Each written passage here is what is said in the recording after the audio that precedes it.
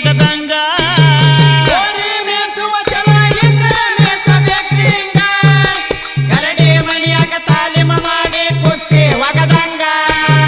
ಹೋರಿ ಮೈಸುವ ಛಲ ಇದ್ದರ ಮೈಸ್ಬೇಕ್ರಿ ಹಿಂಗ ಗರಡಿ ಮಣಿಯಾಗ ತಾಲೀಮ ಮಾಡಿ ಕುಸ್ತಿ ಒಗದಂಗ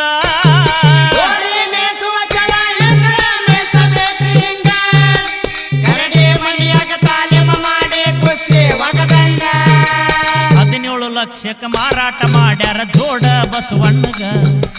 17 ಲಕ್ಷಕ್ಕ ಮಾರಾಟ ಮಾಡ್ಯಾರ ಜೋಡ ಬಸವಣ್ಣಗ